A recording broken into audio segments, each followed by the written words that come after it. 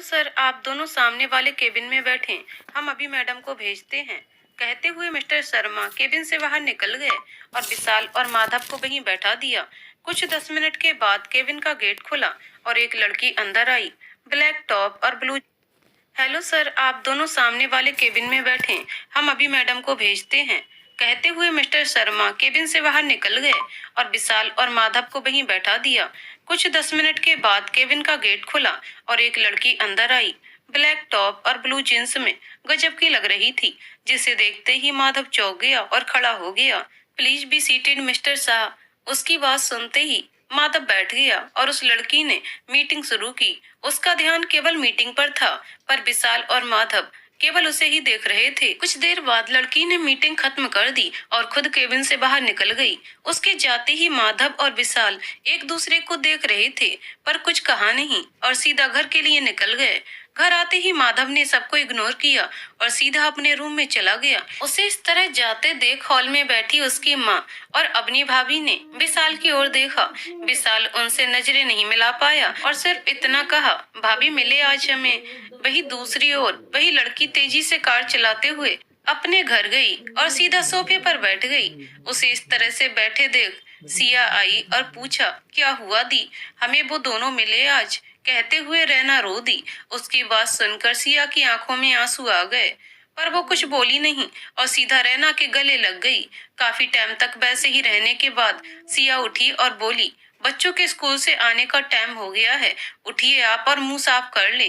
कुछ ही समय बाद घर की बेल बजी तो सिया ने गेट खोला और अपने सामने 3 नन्हे शैतानों को देखा। उन्हें देखते ही वो उनसे गले मिल ली और उन्हें घर में ले आई। 2 प्यारी ट्विंस लड़कियां और एक प्यारा सा लड़का, अनाया और आयात। आते ही अपनी माँ से लिपट गए। उन्हें देखते ही रेहान जोर से भागा और उन्हें धक्का देने लगा। साइड हो जाओ दोनों, मौसी मेरे हैं। बच्चों को ऐसा करते देख सिया और रैना दोनों मुस्कुरा दिए। चलो उठो तीनों, दी को चेंज करने दो और तुम भी करो, सिया ने कहा। ओके माँ कहते हुए रेहान रूम में चला गया। सिया उसे जाते हुए देख रही थी। तभी रैना बोली, बिल्कुल बिट्टू जैसा है, अपनी मासी पर अधिकार कर लिया तुरंत। उसके बोलते ही सिया रुकी, पर फिर किचन में चली गई। शाह हाउस शाम हो गई थी, पर माधव अभी तक नीचे नहीं आया। न ही किसी की हिम्मत हुई उसे बुलाने की। शाह हाउस मिस्टर धनराज शाह का था। उनके 3 बेटे और 2 बेटियां थीं और साथ ही में उनकी पत्नी रहती थी। बड़ा बेटा विकास डॉक्टर था और मिस्टर शाह ने उसे एक अच्छा हॉस्पिटल बनवा दिया था। विकास की पत्नी अवनी और 2 बेटे यश और अक्षत थे। बीच का बेटा माधव था, जो शाह होटल देखता था। वहीं विशाल शाह मॉल को राखी और रक्षा दोनों मेडिकल की पढ़ाई कर रही थीं। डाइनिंग टेबल पर मिस्टर शाह आए और विशाल की ओर देखा। आज व्यास जी के यहाँ मीटिंग में गए थे, क्या हुआ? जैसे ही उन्होंने बोला, पूरी टेबल पर शांति हो गई और विशाल बोला, पापा डील हो गई है। Okay good. मिस्टर शाह ने मिसेस शाह की ओर देखा और कहा, लगता है आपके बेटे को घर का खाना भी नहीं पसंद। इससे पहले कि मिसेस शाह कुछ कहती, विशाल बोल पड़ा, पापा वो आज ब्यास के यहाँ मीटिंग में भाभी मिले थे। कौन सी भाभी? मिस्टर शाह ने कहा। तो सब शांत हो गए और विशाल उठकर चला गया। माधव अपने रूम में बैठे हुए रैना की तस्वीर को देख रहा था। तभी गेट पर नॉक हुआ। माधव ने गेट खोला तो सामने विशाल था। भाई खाना खा लें आप, मेरा मन नहीं है, कहते हुए माधव अपने बेड पर बैठ गया और उसके पास ही आकर विशाल भी। थोड़ी देर बाद अवनी उनके रूम में आई और खाना रखा। आप दोनों कुछ खा लें प्लीज, अवनी बोली। भाभी ने हमें देखा ही नहीं, कहते हुए विशाल जोर से रो दिया और उसे देखकर अवनी भी रो दी। अभी तो केवल रैना ने नाराजगी दिखाई है। अगर सिया मिल गई तो सोचते ही अवनी डर गई, पर उसने विशाल को चुप करवाया और खुद दोनों को खाना खिलाने लगी। भाभी वो हमसे खूब नाराज हैं, माधव ने कहा और खुद दोनों को खाना खिलाने लगी। भाभी वो हमसे खूब नाराज हैं, माधव ने कहा। हम मना लेंगे देखना, अवनी ने कहा। विशाल, नहीं भाभी, ये पॉसिबल ही नहीं होगा, वो बदल गए हैं। अवनी, तो हम भी कहाँ पहले जैसे हैं, देखना इस बार ना दोनों को खूब प्यार करेंगे तो वो कहीं नहीं जाएगी। यस भाभी, माधव और विशाल बोले। अवनी ने उन दोनों को समझाया, पर उसे पता था ये इतना आसान नहीं है। अवनी अपने रूम में आ गई तो विकास काम कर रहा था। अवनी को देखते ही वो बोल पड़ा, अपने पापों को मिटाने की प्लानिंग कर ली तीनों ने, या अभी भी कुछ रह गया है करना उनके खिलाफ? ये सब सुनकर अवनी कुछ नहीं बोली, पर उसकी आंखें नम हो गईं। सिया और रैना दोनों ही मिस्टर व्यास की कंपनी में काम करती थीं। सिया अकाउंट मैनेजर थी, वहीं रैना मैनेजिंग डायरेक्टर थी। दोनों ही अपने काम में बहुत अच्छी थीं और सबसे अच्छे से बात करती थीं। मिस्टर व्यास का बेटा सिद्धार्थ उस कंपनी का सीईओ था, जो उन दोनों को अपनी बहन से भी ज्यादा मानता था। रैना और सिया भी उसे अपना भाई मानती थीं। रैना शांत विचारों वाली थी, वहीं सिया थोड़ी तेज स्वभाव वाली। अपने तीनों बच्चों को स्कूल छोड़कर सिया और रैना दोनों ऑफिस के लिए निकल गए। सिया अकाउंट का काम देखने के कारण कम ही ऑफिस जाती थी। उसका ज्यादा काम घर पर कंप्यूटर से ही हो जाता, बस केवल सैटरडे को ही जाती थी। पर रैना को संडे के अलावा कभी ऑफ नहीं मिलता था। आज जैसे ही दोनों ऑफिस में पहुंचे, उन्हें मिस्टर शर्मा मिले। Good morning ma'am, mister Sharma ने कहा। Good morning Sharma ji. Ma'am, वो आपको व्यास सर ने अपने केबिन में बुलाया है। ओके मिस्टर शर्मा, हम जाते हैं। कहते हुए दोनों बहनें मिस्टर व्यास के केबिन में चली गईं। गुड मॉर्निंग सर, आज आप ऑफिस कैसे आए? सिद्धार्थ कहाँ है? पहले तुम दोनों बैठो, मुझे तुमसे कुछ बात करनी है। हाँ बोलिए ना। कहते हुए दोनों बहनें बैठ गईं। मिस्टर व्यास ने कहा, आज सिद्धार्थ के लिए एक रिश्ता आया है, इसीलिए वह आज ऑफिस नहीं आया। आज शाम को ही लड़की वाले हमारे घर पर आने वाले हैं, इसलिए तुम दोनों उन तीनों नटखट के साथ आज शाम को डिनर मेरे घर पर ही करना। पर सर, हम कैसे? कहते हुए रैना खड़ी हुई। अरे तुम दोनों तनु से कम थोड़ी हो मेरे लिए, मेरी बेटी जैसी हो और सिद्धार्थ की बहन हो, इसलिए तुम्हें आना ही होगा। और वैसे भी तुम्हारी आंटी से ज्यादा काम नहीं होता और राशि अभी ज्यादा वर्कलोड नहीं ले सकती, तो इसलिए तुम दोनों आज थोड़ी जिम्मेदार बेटियों की तरह जल्दी से घर आ जाना, ठीक है? Okay sir. दोनों ने हाँ मिलाई और अपने अपने केबिन में चली गईं। शाम को रैना और सिया दोनों ही अच्छे से तैयार हुईं और तीनों बच्चों के साथ मिस्टर व्यास के घर की ओर निकल गईं। मिस्टर व्यास ने उनका बहुत अच्छे से स्वागत किया। मिस्टर व्यास अपनी पत्नी, बेटी के दो बेटों के साथ रहते थे। आज उनके छोटे बेटे सिद्धार्थ के लिए रिश्ता आया था, जो उनके दोस्त की बेटी का था। उनका बड़ा बेटा उनका ही बिजनेस देखता था। उसकी पत्नी राशि अभी 6 मंथ प्रेगनेंसी में थी। रैना और सिया दोनों जल्दी से आकर राशि को किचन से हटाती हैं और खुद काम में लग जाती हैं। थोड़ी ही देर में घर के बाहर गाड़ी की आवाज आती है, जिसमें से लड़की वाले निकलते हैं और आकर डाइनिंग एरिया में बैठ जाते हैं। लड़की का पूरा परिवार सिद्धार्थ के यहाँ आया था।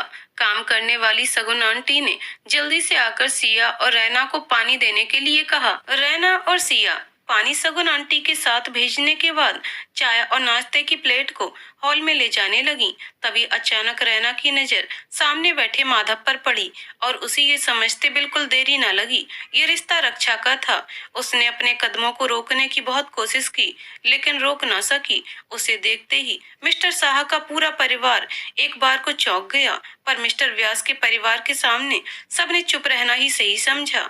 विशाल हाथ में प्लेट ली हुई सिया को एक टक देखे जा रहा था और ये बात सिद्धार्थ ने सबसे पहले नोटिस की और मन ही मन सोचने लगा, कैसा इंसान है, लड़की देखी नहीं कि घूरना शुरू कर दिया। ये भी नहीं सोचता कि अपनी बहन के रिश्ते के लिए आया है।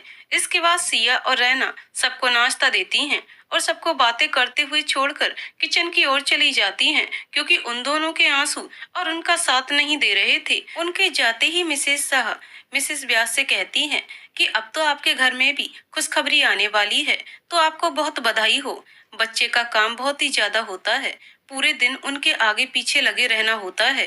कहते हुए मिसेस शाह राशि की ओर देखा। उनके देखते ही राशि ने ही कहा, अरे नहीं, मेरे तो पहले से ही 3 प्यारे प्यारे बच्चे हैं, आप मिलना चाहेंगे उनसे?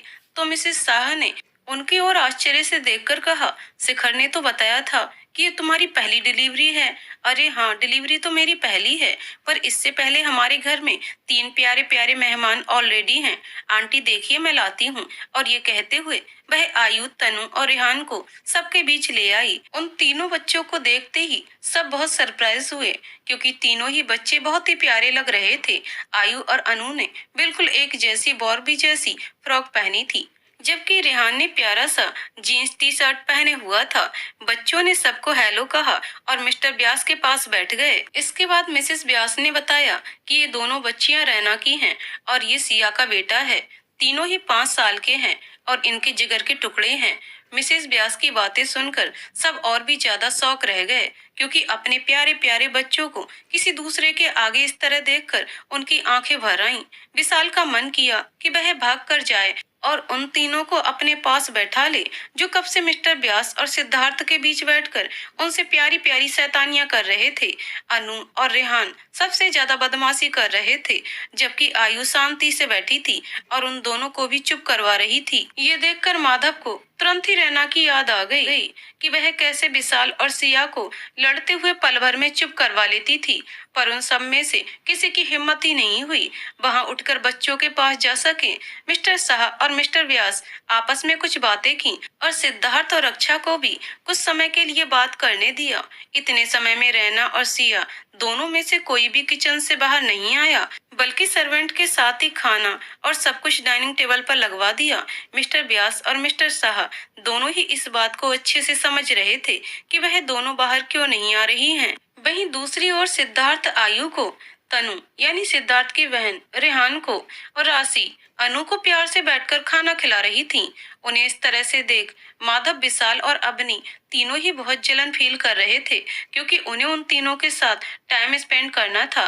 पर बच्चे उन तीनों की ओर देख भी नहीं रहे थे, क्योंकि वह सब लोग उनके लिए अजनबी थे और रैना और सिया ने उन्हें अजनबियों से बात करने से मना किया था। सब लोग खाना खाने के बाद अपने अपने घर की ओर चले गए। माधव और विशाल की नजरें अभी भी रैना और सिया को ढूंढ रही थीं, पर दोनों में से कोई भी बाहर नहीं आया। वहीं मिसेस शाह और रक्षा एक बारी को उनसे बात करना चाहती थीं, पर समय ही नहीं मिला। सब लोग घर पहुंच गए और अपने अपने कमरों में चले गए। पूरी रास्ते में से किसी ने किसी तरह की बात नहीं की। इसके बाद जैसे अवनी चेंज करके अपने कमरे में आई थी, विकास की ओर देखा और कहा, काश वह सब नहीं होता तो आज अनु और आयु हमारे साथ होते और मैं उन्हें इतना प्यार करती। मेरी दोनों बेटियां आज इतनी प्यारी लग रही थी ना विकास। ये सब देखते हुए विकास जोर से चिल्लाया, शर्म नहीं आती तुम्हें इस तरह की बातें करते हुए? और कितने तरह के नाटक कर देती हो तुम। मेरी बेटियां? कौन सी बेटी? उन बेटियों की माँ के साथ तुमने क्या किया था, ये शायद तुम भूल नहीं सकती हो, और अगर भूल भी जाओ तो मैं तुम्हें नहीं भूलने दूंगा। ये कहते हुए विकास रूम से बाहर चला गया। उसके जाते ही अबनी जोर से रो दी और बेड पर लेट गई, और लेटे हुए उसे 6 साल पहले की वह सभी बातें याद आने लगी। 6 साल पहले, यार अब नहीं भाभी, पापा को बोलिए ना, मुझे नहीं करनी है ये शादी। हम लोग यहाँ शादी देखने आए थे, ना कि शादी करने। ये क्या मतलब हुआ? पापा हर जगह सिर्फ अपनी मनमानी क्यों करेंगे? ये क्या शर्त है कि मैं शादी करूं, वरना पापा मेरी पढ़ाई छुड़ा देंगे। अभी मैं केवल 21 साल का हूँ। गवर्नमेंट ने 21 साल के बच्चे को शादी करने की परमिशन दे दी है। इसका मतलब ये नहीं कि पापा हर समय अपनी मनमानी चलाएंगे। मुझे नहीं करनी है ये शादी। कहते हुए माधव बेड पर जोर से बैठ गया। उसके बैठते ही अवनी तुरंत उठी और कहा, देखो पापा जी के आगे मैं कुछ नहीं कर सकती हूँ, पर हाँ, अगर पापा जी ने कुछ बोला है तो सोच समझ कर ही तो बोला होगा। पर मुझे ये सब समझ नहीं आ रहा है। पापा जी हमें ये कहकर लाए थे कि उनकी फ्रेंड की बेटी की शादी है, और यहाँ आकर अचानक तुम्हारी शादी की बात हो गई, जबकि एक दिन में ये तो अच्छी बात नहीं है। पर फिर भी मैं उनसे बात करूंगी। ये कहते हुए अबनी रूम से बाहर चली गई। उसके जाते ही उसकी सासू माँ ने उसे रास्ते में रोका और कहा, मुझे तो इनकी बातें कुछ समझ में नहीं आती। आज अचानक मेरे बेटे को इस तरह सबके सामने मंडप में ले जाकर खड़ा कर दिया। ये किस तरह की जिद हुई कि शादी करो, वह भी आज के आज? अरे आज सुबह ही तो हम आए हैं शहर में। छोटा सा शहर है और न जाने लड़की कैसी है, कुछ जानते भी नहीं, माँ बाप भी नहीं है, और ऐसे अचानक से शादी। चाचा चाची हैं केवल, क्या पता लड़की में कोई बुराई हो, समझ ही नहीं रहे। मेरी बात को तुम और विकास बात करो ना उनसे। ओके मम्मी जी, देखते हैं। कहते हुए अबनी वहां से चली गई और जाकर विशाल से बात की। विशाल ने कहा, भाभी पापा किसी की भी नहीं मानेंगे। अब मैं इससे ज्यादा कुछ नहीं कर सकता हूँ, क्योंकि पापा ने कहा कि अगर माधव ने मना किया तो वह मेरी शादी रैना के साथ करवा देंगे। और ये कहते हुए विशाल रूम से बाहर चला गया। जब अबनी को किसी तरह की उम्मीद नहीं दिखी तो वह चुप हो गई, और कुछ ही समय बाद माधव और रैना की शादी हो गई और रैना उन सब के साथ अहमदाबाद आ गई। रैना गुजरात के एक छोटे से गांव की लड़की थी। माँ पिता नहीं थे और मास्टर साहब के दोस्त की बेटी थी। रैना के पापा की डेथ हो जाने के बाद चाचा चाची ने उनकी सारी संपत्ति को बेच दिया था और रैना को भी किसी शराबी और गंदे आदमी के साथ रखने का पूरा सोच लिया था। इसके बाद मिस्टर शाह को जब ये बात पता चली तो उन्होंने तुरंत ही रैना को अपने घर लाने की सोची, पर उसके चाचा ने कहा कि वह रैना को ऐसे नहीं ले जा सकते हैं क्योंकि उनका रैना के साथ कोई रिश्ता नहीं है। तो तुरंत ही मिस्टर शाह ने कहा कि वह सुबह बारात लेकर आ रहे हैं अपने बेटे माधव की और रैना को अपनी बहू बनाकर घर ले आएंगे। उन्हें ये नहीं पता था कि ये उनके जीवन की शायद सबसे बड़ी गलती साबित होने वाली है। मिस्टर शाह रैना को अपनी बहू बनाकर घर तो ले आए थे, पर उन्हें पता था कि माधव और घर के सभी बाकी सदस्य इस बात के लिए कभी खुश नहीं होंगे। इसलिए उन्होंने रैना और माधव को कुछ समय देने का सोचा और अभी वैसे भी रैना केवल 19 साल की थी, इसलिए उसे घर गृहस्थी में उलझाना उन्हें सही नहीं लगा। उन्होंने सोचा कि रैना को माधव और विशाल के कॉलेज में ही एडमिशन दिला दिया जाए और पढ़ने दिया जाए। वहीं दूसरी तरफ माधव पूरी तरह से तैयार था कि वह रैना को परेशान कर सके, जिससे रैना घर छोड़कर अपने आप ही चली जाए। घर आने के बाद मिसेस शाह ने मिस्टर शाह से बात की और पूछा कि इतनी जल्दबाजी में शादी करने का क्या मतलब है। तो मिस्टर शाह ने उन्हें पूरी बात बताई और कहा कि अगर भविष्य में कभी माधव और रैना एक साथ नहीं रहना चाहेंगे तो वह खुद उनका डिवोर्स करवा देंगे और रैना की दूसरी शादी भी।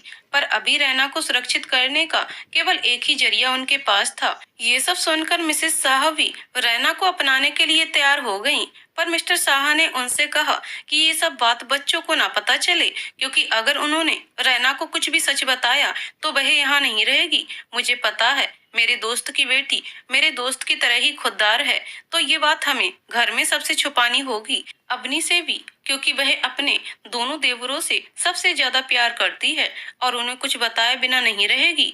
वहीं दूसरी तरफ रैना नए घर और नए माहौल में अपने आप को एकदम अकेला महसूस कर रही थी, क्योंकि यहाँ उसकी हम उम्र कोई नहीं था, केवल रक्षा थी जो उससे 4 साल छोटी थी।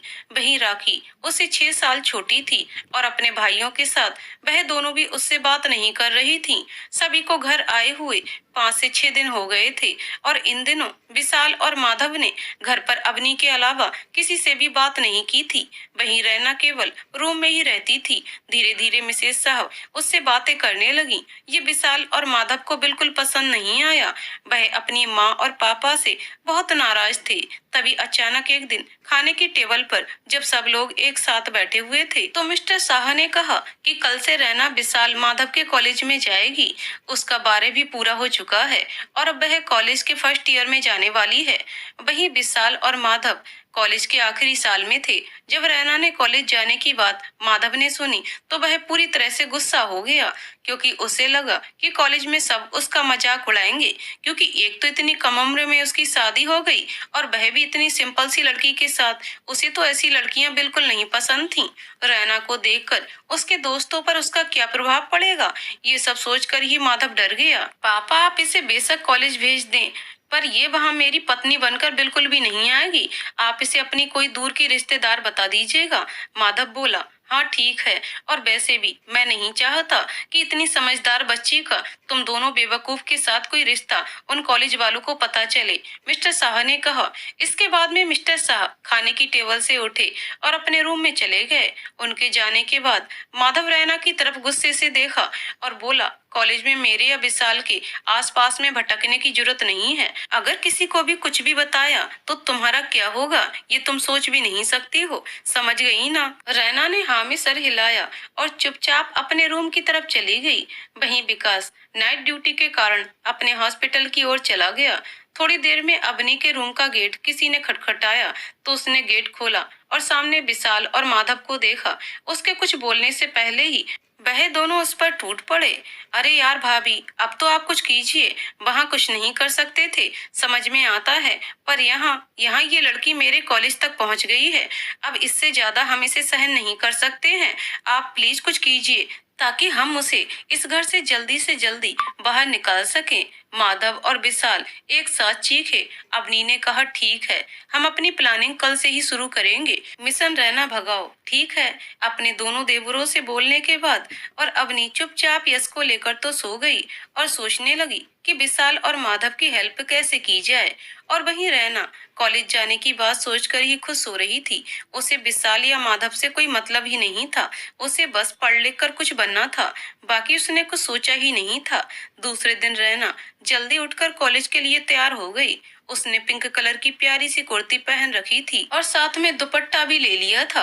मिसेस शाह ने उसे मंगलसूत्र सिंदूर लगाने के लिए भी मना कर दिया था और उसने उनकी ये बात भी मान ली थी। इसके बाद रैना विकास के साथ कॉलेज के लिए निकल गई। उसके जाने के बाद अवनी ने विशाल और माधव को कुछ कहा, जिसे सुनकर वह दोनों बहुत ही खुशी खुशी कॉलेज चले गए। रैना के कॉलेज पहुंचने के बाद वह प्रिंसिपल ऑफिस की तरफ गई ताकि अपने सारे डॉक्यूमेंट्स अच्छे से जमा करवा सके। वहीं माधव और विशाल अपने प्लान को सक्सेस करने के लिए लग गए। कॉलेज काफी बड़ा था और रैना ऐसे कॉलेज में पहली बार आई थी, इसलिए उसे रास्ता नहीं मिल रहा था। तभी अचानक पीछे से विशाल ने उसे थपथपाया और पूछा कि वह यहाँ क्या कर रही है। रैना, वो प्रिंसिपल सर का ऑफिस ढूंढ रही हूँ। विशाल, अरे तुम गलत रास्ते पर आई हो। प्रिंसिपल सर का ऑफिस इधर नहीं, बैक साइड में है। वो क्या है ना, सर को शांति ज्यादा पसंद है, इसलिए। थैंक यू, रैना ने कहा। उसके थैंक यू को सुनकर पीछे खड़े माधव के चेहरे पर एक अजीब सी मुस्कुराहट आ गई। रैना कॉलेज के बैक साइड में चली गई तो वहां उसे स्टोर रूम के अलावा कुछ भी नहीं दिखा। इससे पहले कि रैना मुड़ती, उसे किसी ने जोरदार धक्का दिया। स्टोर रूम का गेट बंद कर दिया। काफी देर तक रैना गेट बजाती रही पर किसी ने गेट नहीं खोला और रैना वहीं बेहोश हो गई। दूसरी तरफ विशाल और माधव को आजादी मिल गई थी कि वह कॉलेज में आराम से घूम सके। उन्हें इस बात की कोई चिंता नहीं थी कि स्टोर रूम में रैना के साथ कुछ भी गलत हो सकता है। वह दोनों अपना कॉलेज पूरा करके घर आ गए थे। वहीं रैना अभी तक घर नहीं आई थी। विकास ने कॉलेज में पता किया तो बताया कि अभी तक घर नहीं आई थी। विकास ने कॉलेज में पता किया तो बताया कि आज कॉलेज में ही रैना की अटेंडेंस ही नहीं लगी है, केवल एडमिशन ही हुआ है और पूरे कॉलेज में कोई भी स्टूडेंट नहीं है। इसके बाद मिस्टर शाह और विकास बहुत डर गए। उन्हें लगा कि रैना के साथ कुछ गलत ना हुआ हो। वह दोनों सीधा कॉलेज की तरफ चले गए। वहीं अवनी भागते हुए विशाल और माधव के रूम में गई और बोली, तुम दोनों ने उसे बंद करने के बाद वापस स्टोर रूम खोला नहीं था क्या? नहीं भाभी, उसकी क्या जरूरत थी? माधव ने बोला, तुम्हारा दिमाग तो ठीक है, हमें उसे परेशान करना है, ना कि उसे मारना है। वह लड़की अगर मर गई स्टोर रूम में तो सीधा नाम तुम्हारा आएगा, अवनी ने कहा। इसके बाद वो सीधा हॉल में चली गई। मिस्टर शाह और विकास कॉलेज पहुंचे और प्रिंसिपल सर को बुलाया, जो कि विकास के फ्रेंड के ही पापा थे। उन्होंने सीसीटीवी को चेक करवाया, जिसमें साफ पता चल रहा था कि रैना स्टोर रूम की तरफ जा रही है। बाकी के 2 फ्लोर के कैमरे पूरी तरह से खराब थे, जिससे विशाल और माधव बच गए थे। विकास स्टोर रूम की तरफ गया तो उसने रैना को बेहोश पाया। वह उसे जल्दी से उठाकर अपनी गाड़ी में ले आया और सीधा हॉस्पिटल की ओर गाड़ी घुमा दी। विकास के हॉस्पिटल में रैना को 2 दिन के लिए रखा गया। इसके बाद रैना घर आ गई, पर मिस्टर शाह को ये सब पता चल गया कि ये कारनामा किसने किया है। उन्होंने मिसेस शाह से इस बारे में भी बात की, पर उन्होंने दोनों बच्चों के खिलाफ कुछ भी करने को मना कर दिया। और इसके बाद तो विशाल और माधव को खुली छूट मिल गई थी कि वह रैना को परेशान कर सकें, और इसका उन्होंने भरपूर फायदा उठाया। उन्होंने 4 महीने तक रैना को हर तरह से परेशान किया, कभी उसके असाइनमेंट को गायब करके तो कभी मंथली टेस्ट के दौरान उसकी कॉपी के बीच में चीटिंग स्लिप रखकर। घर पर भी अवनी उसके बनाए खाने में कुछ न कुछ मिला देती या उसके कपड़ों को बिगाड़ देती, जिससे वह विशाल और माधव की मदद कर सके। रैना को इन सब का पता होते हुए भी उसने कुछ नहीं कहा, क्योंकि उसे पता था कि वह इन सब हरकतों से इतनी परेशान नहीं होगी जितना कि इस घर को छोड़कर जाने के बाद हो। पापा, मुझे आपसे कुछ बात करनी है, रैना ने ही मिस्टर शाह से कहा। हाँ बोलो बेटा, वैसे भी तुम कुछ बोलती ही कहाँ हो। मिस्टर शाह को लगा कि रैना विशाल और माधव की शिकायत अब तो पक्का ही करेगी। पापा, वो मेरी एक दोस्त है जो मेरे साथ संभव अनाथालय में रहती थी और अभी उसके भी एग्जाम हैं और उसके एग्जाम यहीं इसी यूनिवर्सिटी में लगेंगे, तो क्या वह कुछ दिनों के लिए मेरे साथ रह सकती है? रैना ने कहा। मिस्टर शाह की सोच पर एक बार फिर से विराम लग गया, क्योंकि रैना ने पूरी बात ही बदल दी थी। उन्होंने सोचा कि अगर रैना की दोस्त को यहाँ रहने देंगे तो उसका मन लगा रहेगा और वह खुश भी रहेगी। ये सोचकर उन्होंने रैना को हाँ कर दी और रैना इस बात से बहुत खुश हुई। रैना की ये खुशी उसके चेहरे से साफ झलक रही थी और ये बात माधव ने खाने की टेबल पर सबसे पहले नोटिस की। सबके जाने के बाद माधव ने अवनी से पूछा कि इसे क्या हुआ है, आज बहुत चहक रही है। तो अवनी ने विशाल और माधव को बताया कि इसकी दोस्त आ रही है और कुछ महीनों तक हमारे साथ रहने वाली है। ये सुनकर विशाल और माधव दोनों हैरान हो गए, क्योंकि अब उन्हें रैना को परेशान करने में थोड़ी दिक्कत आ सकती है। खैर वो दिन भी आ गया जब सिया रैना के साथ उसके घर में रहने आ गई। रैना सिया के आने के बाद बहुत खुश थी। दोनों ही अपने एग्जाम को लेकर बातें करती रहती थीं और पढ़ती रहती थीं।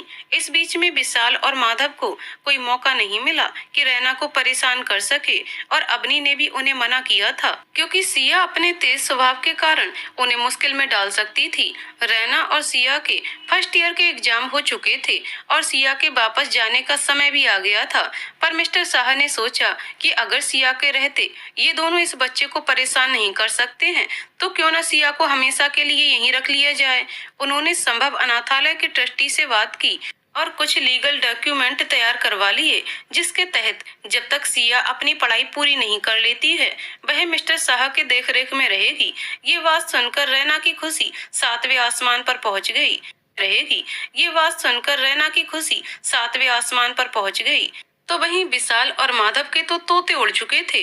भाभी का हम क्या करेंगे? विशाल ने अवनी से कहा। हाँ, कुछ तो सोचना ही पड़ेगा। अब तो हम रैना को बिल्कुल भी परेशान नहीं कर सकते हैं, क्योंकि ये सिया बहुत ही तेज है। इसके लिए हमें अपनी प्लानिंग में कुछ चेंज करनी होगी। अवनी बोली, यार कैसे भी चेंज करो, पर इस मुसीबत को इस घर से जल्दी बाहर निकालो। माधव ने कहा, वह मैं सोचती हूँ, फिलहाल तो तुम अपने फेयरवेल की तैयारी करो। नहीं भाभी, ये हमारा ऑफिशियल फेयरवेल नहीं है, क्योंकि हम अपने फाइनल ईयर के बाद पीजी की पढ़ाई भी इसी कॉलेज से करने वाले हैं, इसलिए हमें बस उस पार्टी के छोटे तरीके से ही अटेंड करना होगा। विशाल ने कहा। अवनी के जाने के बाद विशाल ने अपने वार्डरोब को खंगालना शुरू किया और उसमें से सबसे अच्छा ड्रेस अपने लिए सिलेक्ट किया और रेडी हो गया। तब तक विशाल भी तैयार हो चुका था। चले भाई, विशाल ने कहा। नहीं, तू जा, मैं इस पार्टी में नहीं आने वाला हूँ। माधव बोला, तो आप इतना सज धज कर कहाँ जा रहे हैं? वो मेरी आज यासी के साथ डेट है। क्या बात कर रहे हो भाई? यासी हमारे कॉलेज की सबसे सुंदर लड़की और उसके साथ आपकी डेट? वाह, कॉन्ग्रेचुलेसन, एंजॉय योर डेट। कहते हुए विशाल चला गया और माधव यासी के साथ डेट पर निकल गया। दूसरे दिन अवनी ने विशाल और माधव को अपना प्लान समझाया। तो हमारा नया प्लान ये है कि विशाल को सिया के साथ दोस्ती करनी होगी। झूठी सही, मगर सिया कहीं और बिजी हो जाती है तो हम रैना को आसानी से परेशान कर सकते हैं। नहीं भाभी, मैं ऐसा बिल्कुल नहीं करने वाला। उस मिडिल क्लास लड़की से दोस्ती, मैं अपने स्टैंडर्ड को इतना नीचे तो नहीं गिरा सकता हूँ। तो फिर ठीक है, मत करो उससे दोस्ती और भुगतते रहना रैना को। इस घर में मुझे उससे कोई मतलब नहीं होगा और वैसे भी मैं इन लड़कियों को क्यों परेशान करूं? वह तो मेरी मदद ही करती हैं। जब विशाल और माधव को अवनी का झुकाव बदलते हुए देखा तो उन्होंने अवनी के इस प्लान में उसका साथ देने की हामी भर दी। धीरे धीरे उन्होंने अपने प्लान पर काम करना शुरू कर दिया और विशाल और सिया की दोस्ती हो गई। इस बीच विशाल ने रैना से भी गहरी दोस्ती कर ली थी। वह तीनों बहुत ही अच्छे दोस्त बन गए थे। बाहर से देखने पर सबको यही लगता था कि विशाल ने रैना को अपना लिया है और धीरे धीरे माधव भी उसे अपना लेगा, पर उनकी प्लानिंग के बारे में किसी को कुछ नहीं पता था। विशाल और सिया अक्सर बाहर घूमने जाते, एक दूसरे के साथ कॉफी शॉप में जाते, शॉपिंग करने जाते और मूवीज भी देखने। इस बीच अवनी और माधव एक भी मौका नहीं छोड़ते थे कि जब रैना अकेली हो और वह उसको परेशान कर सकें। एक बार तो माधव ने रैना को घर ले जाने के बहाने बीच रास्ते में ही छोड़ दिया था और खुद उसके सामने यासी को लेकर घूमने चला गया। ऐसे कई मौके थे जब रैना ने यासी को माधव के साथ देखा और उसे ये समझते देर नहीं लगी कि उन दोनों के बीच क्या चल रहा है, पर फिर भी उसने माधव से कुछ नहीं कहा, क्योंकि उसे खुद इस रिश्ते से कोई उम्मीद नहीं थी। धीरे धीरे इन सब बातों को 2 साल बीत गए और रैना सिया फाइनल ईयर के एग्जाम दे चुके थे। उनका फेयरवेल आने वाला था और वह दोनों ही अपने फेयरवेल को लेकर बहुत उत्साहित थीं। फेयरवेल की पार्टी में सबने साड़ियां पहनी थीं और लड़कों ने फॉर्मल ड्रेसेस। आज रैना और सिया भी बहुत सुंदर लग रही थीं। विशाल खुद सिया को थोड़ा थोड़ा पसंद करने लगा था, पर उसे ये लगता था कि ये उसके प्लान का हिस्सा है। उसे खुद अपनी फीलिंग के बारे में कुछ नहीं पता था। वहीं सिया तो आज पार्टी के बाद विशाल को प्रपोज करने वाली थी। पार्टी में जब सिया ने यासी को माधव के साथ देखा तो उसने अपने ही किसी दोस्त को माधव की पूरी सच्चाई बता दी, जो उनके ठीक पीछे खड़ी यासी ने अच्छे से सुन ली थी। और इस बात को लेकर यासी बहुत नाराज हुई। माधव, तुमने तो मुझसे कहा था कि ये तुम्हारे पापा की दोस्त की लड़की है, पर ये तो तुम्हारी वाइफ है। तुमने इतनी बड़ी बात मुझसे क्यों छुपाई? यासी माधव पर चिल्लाते हुए बोली। यासी, तुम समझने की कोशिश करो, ये लड़की मेरी कुछ नहीं लगती है। वह शादी एक जबरदस्ती की शादी थी और मैं उसे नहीं मानता हूँ। माधव के बहुत समझाने के बाद भी यासी नहीं मानी और गुस्सा होकर चली गई। उसके जाने के कारण माधव खुद इतना गुस्सा हुआ कि उसने आज बहुत सी शराब पी ली। वहीं दूसरी ओर सिया और रैना घर की ओर चली गईं। सिया ने घर जाते ही विशाल को मैसेज किया कि वह छत पर आ जाए और विशाल चला भी गया। आई लव यू विशाल कहते हुए रैना विशाल के गले लग गई और सिया को इतना करीब देखकर विशाल भी खुद को रोक ना सका। और उस दिन उन दोनों के बीच वह सब कुछ हुआ जो शायद नहीं होना चाहिए था। वहीं दूसरी ओर माधव ने गुस्से में रैना के रूम के गेट को जोरदार धक्का दिया, अंदर चला गया। तो तुम आज बहुत खुश होगी ना? पहले मेरे पापा को अपने अंडर में किया, फिर मम्मा को, और अब यासी को भी मुझसे दूर कर दिया। शराब के नशे में माधव रैना से खूब लड़े जा रहा था, पर रैना को बस इतना चाहिए था कि वह कैसे भी करके माधव को उसके रूम तक ले जाए। पर माधव बिल्कुल भी तैयार ना हुआ। वह रैना से बहुत समय तक बहस करता रहा। उसके हाथ में शराब की बोतल थी। जब रैना से वह काबू में नहीं आ पाया तो उसने गुस्से में आकर पूरी शराब की बोतल पी ली। दोनों ही खूब नशे में थे और एक दूसरे के कब हुए उन्हें पता ही नहीं चला। ये रात इन चारों की जिंदगी को पूरी तरह बदलने वाली थी। सबसे सुहानी रात बीत चुकी थी और एक नई सुबह अपने नए आगाज के साथ इन चारों की जिंदगी में आ चुकी थी। जहां सिया सुबह जल्दी उठकर छत से अपने रूम में आती है तो देखती है कि रूम अंदर से लॉक है। इस वजह से वह रैना को परेशान नहीं करना चाहती है और बाहर गार्डन में चली जाती है। विशाल अभी भी छत पर ही रहता है और यही सोचता है कि कहीं कल उसने कुछ गलत तो नहीं किया। वहीं दूसरी ओर माधव रैना के पहले ही उठ जाता है और अपने पास रैना को देखकर हैरान रह जाता है, पर दूसरे ही पल वह केवल रैना को ही देखना चाहता है। उसे फिर से छूना चाहता था, एक बार को फिर उसे अपनी बाहों में लेना चाहता था। इस एक रात ने उसके जज्बात को बदल दिया था। उसने धीरे से उसने रैना के गाल पर एक किस कर दी और मुस्कुरा दिया। काफी देर तक वो रैना को यूं ही देखता रहा। रैना को देखकर माधव यही सोचता है कि शायद अब उसे रैना को अपना लेना चाहिए, क्योंकि जो भी उन दोनों के बीच कल रात हुआ उसके बाद उसके मन में रैना के लिए काफी सारे बदलाव आ चुके थे। पर वह पहले अवनी से इस बारे में बात करना चाहता है। ये सोचकर माधव रैना के रूम से चला जाता है। कुछ समय बाद ही रैना जागती है तो उसे रात के बारे में सब याद आता है और उसे लगता है कि अब शायद माधव उसे कभी माफ नहीं करेगा, क्योंकि इन सब में रैना को अपनी गलती लगती है। इसके बाद रैना माधव से कुछ दूरी पर ही रहने लगी थी। वह अपने रूम से कम ही बाहर आती और माधव के सामने ना के बराबर ही आती। वहीं दूसरी ओर विशाल अब सिया से कम ही बात करता था। सिया को लगता था कि शायद विशाल इन सब बातों से घबरा रहा होगा, क्योंकि उन दोनों के रिश्ते के लिए शायद उसके घर वाले कभी नहीं मानेंगे। इस सब बातों को लगभग 1 महीना हो जाता है, पर ना तो रैना ने माधव से और न ही विशाल सिया से किसी भी तरह की बात कर रहे थे। इसी बीच एक दिन सिया को अपनी तबीयत में थोड़ी सी खराबी लगी तो उसने अपने कुछ टेस्ट करवाए और अपने टेस्ट को देखकर सिया लगभग बेहोश होते ही बची, क्योंकि ये उसकी प्रेगनेंसी टेस्ट की रिपोर्ट थी जो पॉजिटिव आई थी। इन सब के बाद वह विशाल से बात करना चाहती थी। यो कैफे आज माधव ने यासी को बात करने के लिए बुलाया था, ताकि वो सब कुछ क्लियर करके रैना के साथ आगे बढ़ सके। यासी, आज मेरी याद कैसे आई? मिस्टर माधव, वो मुझे तुमसे कुछ बात करनी है। यासी, हाँ बोलो ना।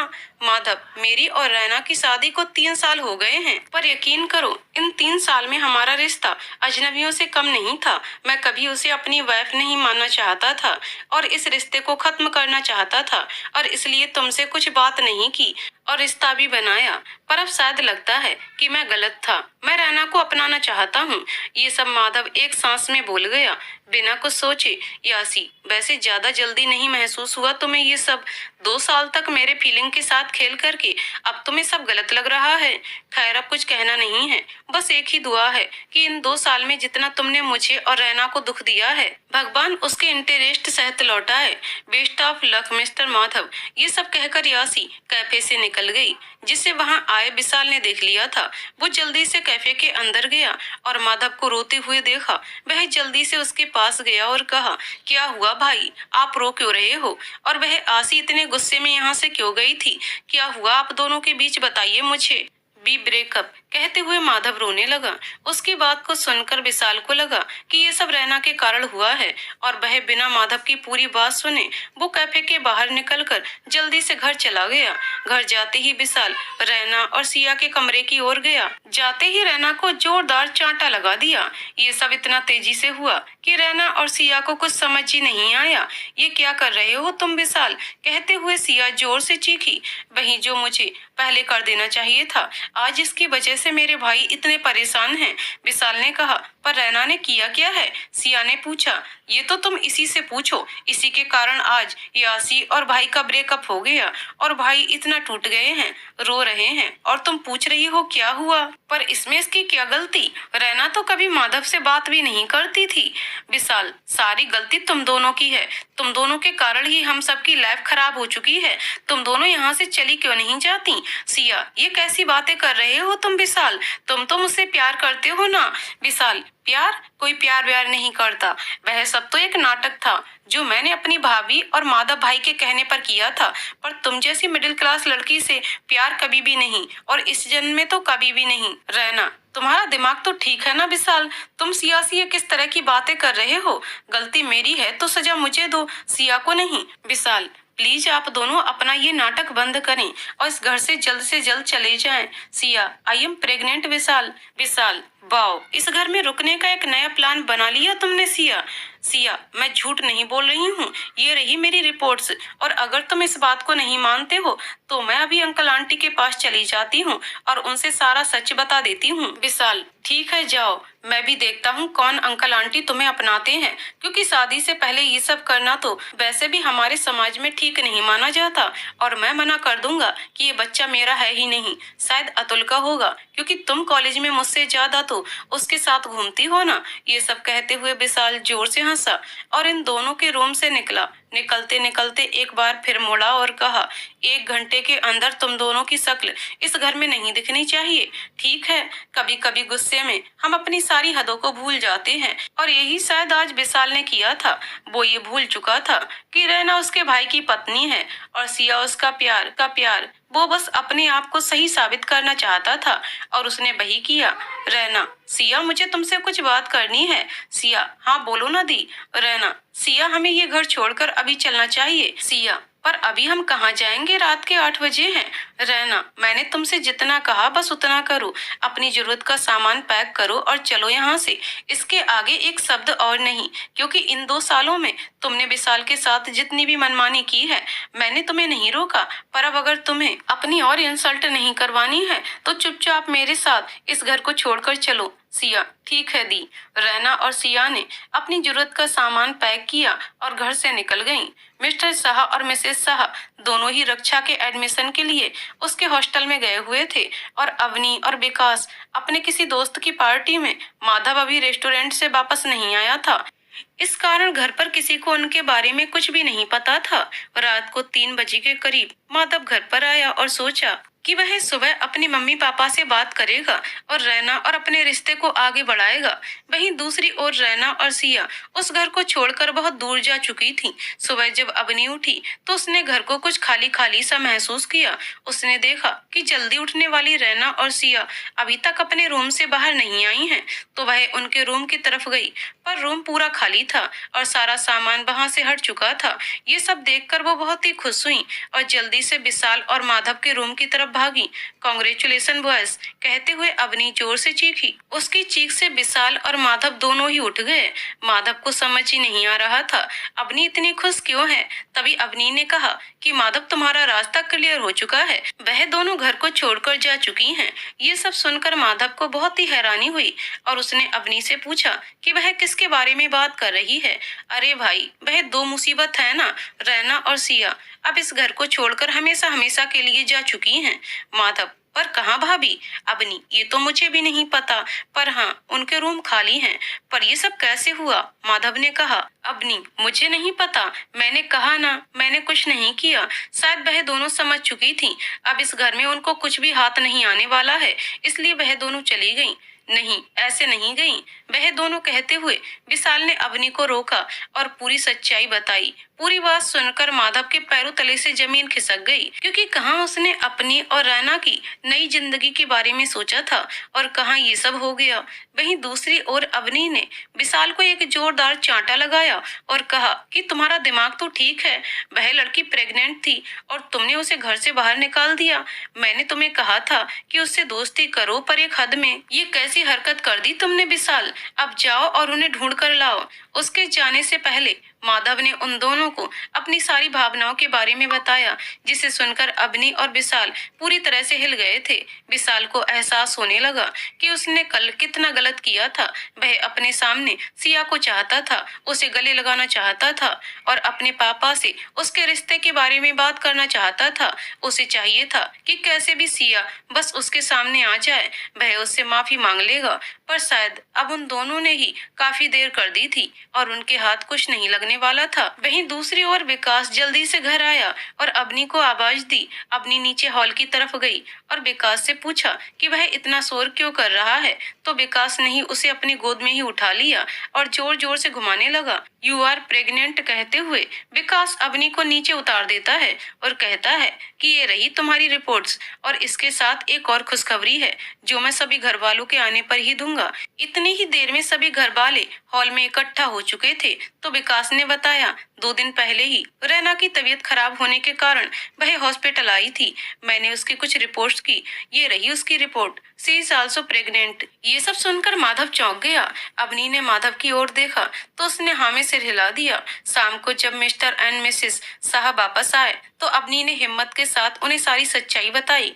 माधव और विशाल किसी से नजर नहीं मिला पा रहे थे। सब सच जानने के बाद भी मिस्टर शाह और मिसेस शाह ने किसी से कुछ नहीं कहा और अगले दिन सुबह ही बद्रीनाथ निकल गए। काफी कम ही अपने घर आते भी तो तीनों में से किसी से बात नहीं करते। 3 मंथ तक ज्यादा डिप्रेशन के कारण अवनी का बच्चा नहीं रहा, पर विकास के हॉस्पिटल में एक एक्सीडेंट केस में आए बच्चे को विकास ने गोद ले लिया। उसके पेरेंट्स की डेथ हो गई थी। यश के आने के बाद अवनी थोड़ी ठीक हुई, पर विशाल और माधव ने अपने को केवल काम में ही लगा लिया था। वो बस रैना और सिया को ढूंढना चाहते थे। Flashback and. सब कुछ सोचते हुए अवनी लगातार रोए जा रही थी। आज सिया और रैना को देखकर उनसे माफी मांगना चाहती थी। रैना का घर, माधव और विशाल के पूरे परिवार को देखकर रैना और सिया बुरी तरह से टूट चुकी थीं। उन्हें लगता था कि शायद अब माधव और विशाल उन्हें फिर से परेशान करेंगे। इस कारण उन्होंने सोचा कि वह दोनों ही सिद्धार्थ के किसी भी शादी के कार्यक्रम में भाग नहीं लेंगी। अगले दिन ऑफिस में सिद्धार्थ, रैना और सिया, आज तुम दोनों जल्दी ही ऑफिस से घर चले जाना, क्योंकि अब हमें रक्षा के घर जाना है। सिया, नहीं भाई, आप लोग सब जाइए वहाँ, हमारा क्या काम है। रैना, हाँ सिद्धार्थ, सिया सही कह रही है, तुम लोग जाओ, हमारे आने से वहाँ भीड़ भी बढ़ेगी। सिद्धार्थ, अरे ऐसे कैसे भीड़ बढ़ेगी? तुम अपने आप को भीड़ समझती हो क्या? तुम मेरे लिए तनु से भी बढ़कर हो, तो तुम कैसे नहीं होगी? अगर तुम दोनों नहीं आई तो मैं भी नहीं जा रहा हूँ। It's final. जब सिद्धार्थ के आगे अपनी बातें नहीं बनती दिखी तो रैना और सिया दोनों ही चुप हो गईं और घर की ओर चली गईं। सिया दी, हमें लगता है कि हमें बच्चों को यहीं आंसू आंटी के घर छोड़कर चले जाना चाहिए। वह 2 घंटों के लिए बच्चों का ध्यान रख लेंगी, क्योंकि वहाँ बच्चों को देखकर विशाल, माधव कैसे रिएक्ट करेंगे हमें नहीं पता, और अगर उन्होंने कुछ कह दिया तो बच्चों पर इसका नेगेटिव इफेक्ट भी पड़ेगा। रैना, हाँ तुम सही कह रही हो, हम बच्चों को नहीं लेकर जाते हैं। रैना और सिया दोनों ही बच्चों को पड़ोस की आशा आंटी के पास छोड़कर ब्यास हाउस के लिए निकल जाती हैं। वहां जब राशि ने उन दोनों को अकेले ही देखा तो उसने अपनी गाड़ी को रैना और सिया के घर की ओर घुमा दिया। रैना, सिया, सिद्धार्थ और तनु मिस्टर ब्यास के साथ एक ही गाड़ी में जा रहे थे। उसकी गाड़ी साहा हाउस पहुंच चुकी थी। वहीं राशि, शिखर अभी तक नहीं आए थे। वह लोग उनका ही रास्ता देख रहे थे। जब काफी समय तक गाड़ी नहीं दिखी तो उन्होंने अंदर जाने का सोचा। वहीं दूसरी ओर विशाल और माधव आज बहुत खुश थे क्योंकि उन्हें एक बार फिर अपने बच्चों को देखने का मौका मिलने वाला था। पर जब उन्होंने रैना और सिया के साथ बच्चों को नहीं देखा तो उनकी सारी उम्मीदों पर पानी फिर गया। मिस्टर साहा ने सभी लोगों का अच्छे से स्वागत किया और उन्हें अपना पूरा घर दिखाया। घर देखते वक्त रैना की नजरें केवल यासी को ही ढूंढ रही थीं। उसे लग रहा था शायद रिश्ता देखते वक्त यासी नहीं आई हो, पर यहाँ तो उसे होना ही चाहिए। वो इस बात से बिल्कुल अनजान थी कि माधव ने उसके अलावा किसी से शादी नहीं की थी। अवनी, राशि नहीं आई। सिद्धार्थ, नहीं भाभी, आने वाले हैं, शायद रास्ते में हैं। फोन नहीं लग रहा है, आते ही होंगे। अवनी को ये भी जानना था कि तीनों बच्चे क्यों नहीं आए, पर विकास के आगे उसकी हिम्मत ही नहीं हुई। तभी राशि और शिखर तीनों बच्चों के साथ मेन गेट पर आते हुए दिखे। उन्हें देखकर विशाल और माधव बहुत खुश हुए, तो वहीं सिया और रैना को बड़ा झटका लगा। सिया स्नैक्स खा रही थी और वहां उसके गले में ही अटक गए। उसे जोर से खांसी आने लगी। ये देखकर विशाल घबरा गया और पानी लेकर उसके सामने गया। सिया ने पहले तो उसे देखा, पर फिर उसे नजरअंदाज कर अवनी को पूछा कि बाथरूम कहाँ है। अवनी ने उसे कहा, चलो मैं ले चलती हूँ, और दोनों ही बाथरूम की ओर चली गईं। उन्हें देखकर रैना मन ही मन सोचने लगी कि कहीं सिया कुछ गड़बड़ न कर दे। वहीं विशाल तुरंत ही उनके पीछे चला गया। अवनी ने जानबूझकर सिया को अपने रूम का बाथरूम इस्तेमाल करने को कहा और उसके बाथरूम में जाते ही खुद बाहर चली गई और विशाल को अंदर भेज दिया। विशाल वहीं रूम को लॉक कर उसकी चाबी अपने पास रख ली, क्योंकि उसे पता था कि अभी सिया घायल शेरनी बनी हुई है जो उस पर कभी भी हमला कर सकती है। सिया जैसे ही बाथरूम से बाहर आई तो उसने एक नजर बेड पर देखा तो विशाल बैठा था। वो सीधा ही गेट की तरफ गई। जब गेट लॉक दिखा तो उसने विशाल से कहा, ये गेट खोलो, मुझे बाहर जाना है। विशाल, चली जाना, पहले मुझसे बात तो कर लो, इतने सालों के बाद मिले हैं, कुछ बात भी नहीं करनी है क्या? सिया, क्या बात करनी है आपको मिस्टर, बताइए, ऐसी कौन सी बात है जो सबके बीच नहीं हो सकती है? Vishal, I am sorry Siya, please एक बार माफ कर दो। सिया, आप किस लिए सॉरी बोल रहे हैं मिस्टर, मुझे कुछ समझ नहीं आ रहा है। देखिए, मेरा बच्चा रो रहा होगा, वह अभी छोटा है, प्लीज मुझे बाहर जाने दीजिए। विशाल, वो मेरा भी बेटा है, मुझे उससे एक बार बात तो करवा दो प्लीज। सिया, कौन सा बेटा और क्या बातें कर रहे हैं आप? क्या हम पहले कभी मिले हैं? विशाल, मुझे पता है तुम बहुत नाराज हो, पर मुझे अपनी गलती सुधारने का एक मौका तो दे सकती हो। सिया, कौन सी गलती, क्या बातें कर रहे हैं आप? आपकी याददाश्त नहीं चली गई है, ये आप मुझे कोई और समझने की भूल कर रहे हैं। विशाल सिया के पास जाते ही, प्लीज एक बार, सिर्फ एक बार माफ कर दो ना यार। सिया, क्या, किस किस लिए माफी, मुझे समझ में नहीं आ रहा है। तभी विशाल उसे अपने पास खींचते हुए कहता है कि मेरी गलतियां इतनी छोटी नहीं थी कि तुम इन्हें इतनी आसानी से भूल जाओ। सिया, सही कहा आपने मिस्टर विशाल, आपकी गलतियां भूलने लायक नहीं है, ना तो मैं उन्हें भूलूंगी और ना ही आपको कभी भूलने दूंगी। और रही बच्चे की, तुम्हें बता दूं कि तुम ही ने तो उसे अपना नहीं, अतुल का बच्चा कहा था, तो मेरे और अतुल के बच्चे से 17.5 फीट की दूरी पर ही रहना, वरना आगे क्या होगा ये तुम सोच भी नहीं सकते हो। और अब तुरंत ही ये गेट खोलो, वरना तुम तो केवल लोगों के दिल और जज्बात तोड़ते हो। मैं तुम्हारे घर का गेट तोड़ने में बिल्कुल भी शर्म नहीं करूंगी। ये कहते हुए सिया गेट को जोर से खींचती है, कहीं गेट टूट ना जाए। इस डर से विशाल जल्दी से उठकर गेट को खोल देता है और सिया गेट उसके मुंह पर बंद करके बाहर चली जाती है। उसके बाहर जाने पर अवनी और माधव दोनों ही अंदर आते हैं। विशाल का चेहरा देखकर दोनों को जोरदार हंसी आ जाती है। उन्हें हंसता हुआ देखकर विशाल इरिटेट हो जाता है और कहता है कि मैंने कम से कम हिम्मत तो की, भाई की तरह तो नहीं कि भीगी बिल्ली बनकर बैठ गए। और वो बाहर चला जाता है। उसको जाता देख अवनी और माधव एक दूसरे को देखकर जोर जोर से हंसने लगते हैं। सिया से बुरी तरह हारने के बाद विशाल चुपचाप आकर सोफे पर बैठ गया।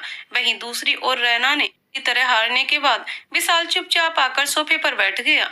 वहीं दूसरी ओर रैना ने सिया को जब गुस्से से आते देखा, उसके पीछे ही विशाल को मुंह लटका करके आते हुए देखा, तो वह समझ गई कि क्या हुआ होगा। पर उसने उससे सबके सामने कुछ न बोलने में ही भलाई समझी। आयु, माँ हमें वॉशरूम जाना है। अनु, हाँ माँ हमें भी। रक्षा, मेरे साथ चलिए, मैं ले जाती हूँ। रक्षा के कहते ही रैना दोनों बच्चों के साथ चली गई। उसके उठते ही विशाल ने माधव की ओर देखा और धीरे से कहा कि मेरे पर तो बड़ा हंस रहे थे, अब जाइए बात कीजिए भाभी से। माधव, हाँ हाँ जा रहा हूँ, और वैसे भी रैना तो बहुत ही सीधी है, जल्दी मान जाएगी, तू अपना देख, समझ में आया। कहते हुए माधव रैना के पीछे पीछे चला गया। सोफे पर बैठा सिद्धार्थ कब से यही सब सोच रहा था कि आखिर क्या हो रहा है। पहले सिया के पीछे विशाल गया और अब रैना के पीछे माधव। सिद्धार्थ मन में इन दोनों भाइयों को थोड़ी बहुत शर्म भी नहीं आती क्या? मतलब इनकी बहन के रिश्ते की बात हो रही है और ये कब से मेरी बहनों पर लाइन मारे जा रहे हैं। हद होती है, लाज शर्म है ही नहीं। वहीं दूसरी ओर रक्षा के कमरे में। रक्षा, कैसे हैं भाभी आप? रैना, तुम्हें कैसी दिख रही हूँ? रक्षा, भाभी आप नाराज हैं मुझसे? रैना, नहीं, तुमसे क्यों नाराज होंगी, तुमसे मेरा रिश्ता ही क्या है। रक्षा, प्लीज भाभी ऐसा तो ना बोलें, इन सब में हमारी क्या गलती थी? हमें तो भैया ने ही मना किया था कि हम आप लोग से बात ना करें, वरना मैं और राखी दोनों ही आपसे बात करने के लिए तरसते थे, पर भैया की डांट से डरते थे। रैना, तुम्हारे भैया को तो मैं बाद में देखूंगी, फिलहाल तो मुझे यहाँ सिद्धार्थ और तुम्हारे बारे में बात करनी है। तुम्हें सिद्धार्थ पसंद तो है ना? कहीं ऐसा हो कि फिर अपने भाई के डर से तुम सिद्धार्थ का भी दिल दुखाओ। रक्षा, नहीं भाभी ऐसा नहीं है।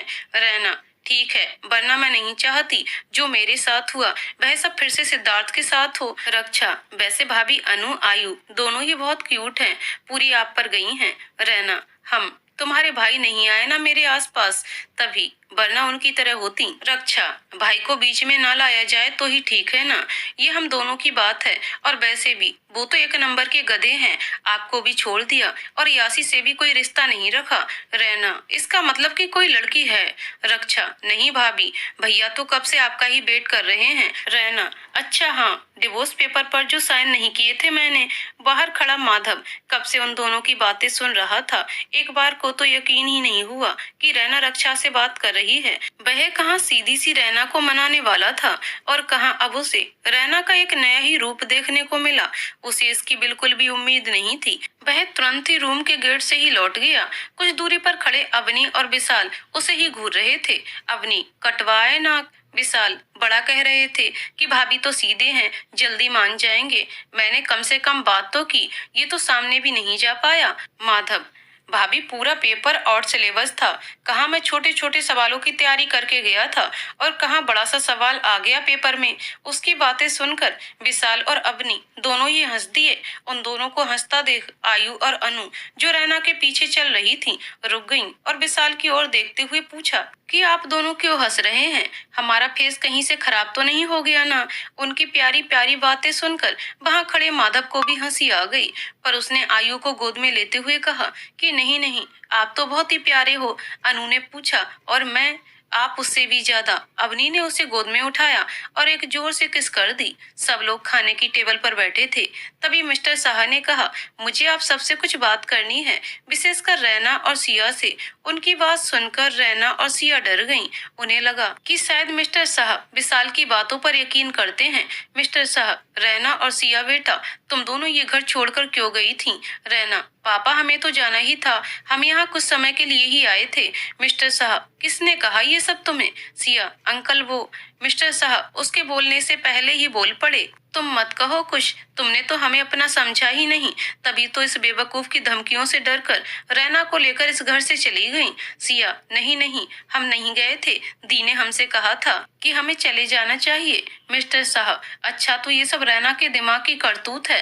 रैना, नहीं पापा, वो विशाल ने कहा कि 1 घंटे में हमें ये घर छोड़कर जाना होगा। ये कहते हुए रैना रो दी। जैसे तैसे मिस्टर और मिसेस शाह ने रैना को चुप करवाया और मिस्टर व्यास के परिवार को पूरी बात बताएं। उनकी बात सुनकर मिस्टर व्यास का परिवार हैरान रह गया।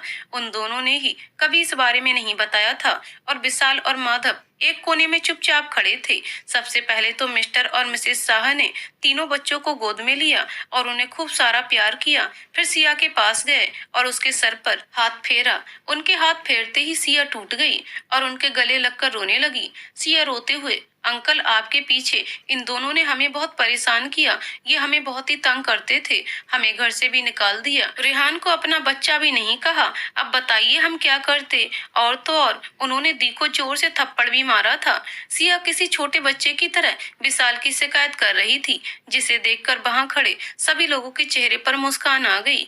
मिस्टर शाह, कोई बात नहीं बेटा, अब जिन्होंने गलती की है उन्हें सजा तो मिलेगी, और तुम्हें तो तुरंत ही मेरे पास आ जाना चाहिए था। इस बंदर को तो सबक मैं सिखाता, पर कोई नहीं, देर आए दुरुस्त आए। जितना इन्होंने तुम्हें परेशान किया, अब तुम्हारी बारी है, अब तुम करना। और हाँ, अभी ड्राइवर को भेजकर अपना सामान मंगवा लो, तुम दोनों यहीं रहोगे तीनों बच्चों के साथ। रहना नहीं पापा, रहने दीजिए, हम हमारे घर पर ही ठीक हैं और हमें किसी को कोई सबक नहीं सिखाना है, हम खुश हैं। मिसेस शाह, पर बेटा हम खुश नहीं हैं, इतने दिनों से यहाँ नहीं रह रहे हैं, और वैसे भी जो जैसा करता है उसे वापस वैसा ही मिलना चाहिए। ये देखते हुए उन्होंने माधव की ओर देखा। सिया, ओके पापा, हम यहीं रहेंगे और बच्चे भी। उसकी बात सुनकर माधव, विशाल और रैना तीनों ही हैरान रह गए। विशाल समझ गया था कि सिया के खुराफाती दिमाग में कोई तो भयंकर वाला आइडिया आया है, पर ये उसके लिए कितना खतरनाक साबित होगा ये उसे नहीं पता था। वहीं सिया यही सोच रही थी कि अब वो अवनी, विशाल और माधव सिंह से पूरा बदला लेगी, उसे और रैना को परेशान करने का। सिया ने अपने मन में पूरा विचार कर लिया था कि अब वह विशाल, माधव और अवनी को सबक सिखाएगी और इसी घर में रहेगी। वहीं दूसरी ओर रैना इस बात से बिल्कुल भी सहमत नहीं थी। उसका कहना था कि हम अपनी दुनिया में बिल्कुल खुश हैं और ऐसे किसी को जबरदस्ती प्यार का एहसास कराना था, परेशान करना बिल्कुल नहीं है। इस तरह से तो हमें और उनमें क्या अंतर रह जाएगा। सिया, ना रहे कोई अंतर, कोई फर्क नहीं पड़ता। मैं बुरी तो बुरी सही, जब अच्छी थी तब उन्होंने कौन सा हमें समझा था। अब आप देखिए मैं क्या करती हूँ। कहते हुए सिया बेड पर सो गई और रैना को बिल्कुल भी नींद नहीं आ रही थी, इसलिए उसने कुछ समय के लिए गार्डन में जाने का सोचा। रैना गार्डन में बैठी थी, तभी उसे माधव दिखाई दिया जो बाहर से आ रहा था। रैना को बैठा देख माधव उसी ओर मुड़ गया। माधव, क्या हुआ, सोई नहीं तुम अभी तक? रैना, नहीं, ऐसे ही बैठ गई। माधव, तुम चिंता मत करो, हम लोग सिया की हर सजा के लिए तैयार हैं, और वैसे भी जो हमने किया है उसके लिए तो सजा भी कम होगी। रैना, सिया का डर नहीं है, पर उसकी हरकतों की वजह से अगर बच्चों के दिमाग में कुछ गलत बैठ गया तो क्या होगा? माधव, तुम चिंता मत करो, इतना तो वह भी ध्यान ही रखेगी, और उसका मकसद सिर्फ हमें परेशान करना है। बच्चों से वह बहुत प्यार करती है। रैना को कुछ ना बोलता हुआ देख माधव फिर से बोला, वैसे सिया ही नहीं, अगर तुम भी कुछ सजा देना चाहो तो दे सकती हो, मैं हमेशा तैयार हूँ। रैना ने फिर भी कुछ नहीं कहा और चुपचाप वहाँ से चली गई। अगले दिन सुबह अपनी किचन में खाना बना रही थी, कहा और चुपचाप वहां से चली गई। अगले दिन सुबह अपनी किचन में खाना बना रही थी। उसने आज सभी बच्चों की पसंदीदा चीजें पूछी थी और वही काफी मेहनत से बना रही थी। जैसे ही अपनी डाइनिंग टेबल पर खाना रखती है, सभी बच्चे खुश हो जाते हैं। Pasta, pizza, cake, noodles, chow mein और न जाने क्या क्या, सब बच्चों की पसंद के ही बने थे। तभी सिया आकर डाइनिंग टेबल पर बैठी और तीनों बच्चों को खुश होता हुआ देखकर बोलती है कि तुम लोग ये खाओगे? रेहान, यस मम्मा, बड़ी माँ ने बहुत प्यार से बनाया है। सिया, आयु और अनु तुम भी? जी मौसी, दोनों एक साथ बोली। ओके, फिर पर मैंने तो तुम्हारी पसंद का एक्स्ट्रा चीज सैंडविच ऑर्डर किया था और देखो आ भी गया है। बोलते हुए सिया एक पार्सल बच्चों के सामने रख देती है, जिसे देखकर बच्चे खुश हो जाते हैं और पूरा खाना छोड़कर केवल सैंडविच ही खाते हैं और एक दूसरे के पीछे भागते हुए कमरे में चले जाते हैं। अवनी, सिया तुमने ऐसा क्यों किया? कम से कम बच्चों को तो मुझसे बात करने दो। सिया, आप सब बच्चों को और हमें कितना प्यार करती हैं, ये मुझे बताने की जरूरत नहीं है। क्या पता आपने खाने में ही कुछ मिला दिया हो, क्योंकि हमें तो नुकसान पहुंचा नहीं पाई, तो बच्चों को जरिया बना लिया होगा, पर मैं ऐसा नहीं होने दूंगी। अवनी, सिया तुम पागल हो चुकी हो, मैं इतनी भी बुरी नहीं हूँ कि बच्चों को नुकसान पहुंचाऊंगी। आयु और अनु मेरी बेटी हैं, उन्हें तो मैं यश और अक्षत से भी ज्यादा प्यार करूंगी, तो प्लीज ऐसी बातें मत करो। सिया, अच्छा तो ये प्लान है आपका, पहले आयु, अनु दोनों को अपने प्यार में पागल करना और फिर उन्हें रास्ते से हटाना, जैसे मेरे साथ किया है ना? अवनी, तुम गलत समझ रही हो, ऐसा कुछ नहीं है। उन दोनों की बात सुनकर हॉल में सभी लोग जमा हो गए, पर कोई भी सिया से कुछ नहीं कह रहा था, क्योंकि अवनी का साथ देने के लिए कोई ठोस वजह भी नहीं थी। इसके बाद सिया अपने रूम में चली गई और अवनी चुपचाप किचन का काम करने लगी। वहीं दूसरी ओर रैना सिया के पास आई और कहा, तुम्हें ऐसा नहीं करना चाहिए था। सिया, आप उनका पक्ष तो बिल्कुल मत लीजिए, क्योंकि विशाल और माधव तो केवल एक जरिया थे। सारा प्लान भाभी का ही होता था, तो सबसे पहले पनिशमेंट उन्हें ही मिलेगी। पर उसे तो पनिशमेंट भगवान ने अपने आप ही दे दी पीछे से। विकास ने बोला, क्या हुआ भैया? रैना ने बोला, विकास, तुम्हें तो पता ही है कि अक्षत की क्या हालत है। एक्चुअली अक्षत एक स्पेशल चाइल्ड था, उसे एक सिंड्रोम था जो जेनेटिक था, उसका कोई इलाज नहीं था। अक्षत की जिंदगी ज्यादा से ज्यादा 18 साल ही हो सकती थी। ये बात रैना और सिया अच्छे से जानते थे। तुम्हारे जाने के बाद अवनी फिर से प्रेग्नेंट हुई, पर दुनिया में आने से पहले ही हमारा बच्चा हमें छोड़कर चला गया। तब मैंने यश को अवनी को लाकर दिया, पर ये खुशी भी कुछ समय के लिए रही, क्योंकि मेरा व्यवहार अवनी के प्रति बिल्कुल सही नहीं था, जिस कारण यश अवनी से दूर होता चला गया और मैंने इस बारे में बिल्कुल ध्यान नहीं दिया। अब अवनी बिल्कुल अकेली रह गई है, तो तुम ही उसे किसी तरह की सजा देने की कोई जरूरत नहीं है। डॉक्टर ने कहा है अवनी का शरीर कमजोर होने के कारण मां नहीं बन पाएगी, इस कारण वह सिर्फ बच्चों से लगाव रखती है। मेरी एक रिक्वेस्ट है कि तुम उसे सिर्फ बच्चों से प्यार करने दो। उसे सजा देनी है तो किसी और तरह से दे दो। ये सब कहकर विकास वहां से चला गया। रैना और सिया दोनों की आंखों में आंसू थे। सिया दी, मुझे इस बारे में कुछ नहीं पता था, वरना मैं ऐसा बिल्कुल नहीं करती। रैना, तुम रहने दो, अभी भाभी से किसी तरह की कोई बात नहीं करना। इससे आगे मुझे कुछ कहने की जरूरत नहीं होनी चाहिए। वहीं दूसरी ओर अवनी चुपचाप किचन में खाना बना रही थी। तभी रैना ने उसे पीछे से आकर पकड़ लिया और उसे गले लगाते हुए रोने लगी। उसे रोता देख अवनी भी टूट गई और उसके सीने से लगकर जोर जोर से रोने लगी। रैना, भाभी, आपने हमें ये सब क्यों नहीं बताया? अवनी, तुम्हें किसने बताया? रैना, भैया ने।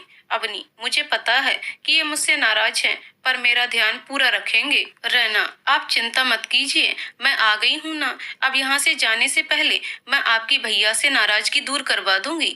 अवनी, तुम्हें जाना क्यों है? रैना, भाभी, इस बारे में बात अभी नहीं करेंगे, पहले भैया को मनाते हैं। रैना, क्या मैं बच्चों को शॉपिंग पर ले जा सकती हूँ? रैना, आपको ये पूछने की जरूरत नहीं होनी चाहिए, आप ले जा सकती हैं। अवनी, पर सिया। रैना, उसे मैं देख लूंगी, आप सभी बच्चों को ले जाइए और इसको भी ले जाइए, उसे मेरी तरफ से कुछ अच्छा सा दिला दीजिए। बाहर खड़ा माधव अवनी और रैना की बातों को सुन रहा था। उन दोनों की बातें सुनकर उसके चेहरे पर मुस्कान आ गई। ये सोचने लगा कि मैडम ज्यादा नाराज नहीं है, बस थोड़ी सी मेहनत करनी पड़ेगी। रैना ने अवनी को माफ कर दिया है, पर सिया अभी भी थोड़ा नाराज थी। सिया अपने प्लान को धीरे धीरे ही सही पर शुरू करने लगी थी। उसने विशाल को तरह तरह से परेशान करना शुरू कर दिया, जैसे कभी उसके खाने में नमक ज्यादा डालकर, कभी मोबाइल को छिपाकर। सिया हमेशा विशाल के नहाने का इंतजार करने लगी। जैसे ही विशाल नहाने जाता, सिया उसके पीछे से उसके निकाले कपड़े जैसे शर्ट या पैंट में से कुछ भी प्रेस रखकर जला देती। एक दो दिन तो विशाल को कुछ समझ नहीं आया, फिर उसने वही कपड़े बाहर निकाले जो उसे नहीं पहनने होते थे, जिससे सिया कपड़े भी जला देती और विशाल अपनी पसंद के कपड़े पहन लेता। सिया अक्सर विशाल की गाड़ी का टायर की हवा निकाल देती, इससे विशाल को ऑटो में जाना पड़ता।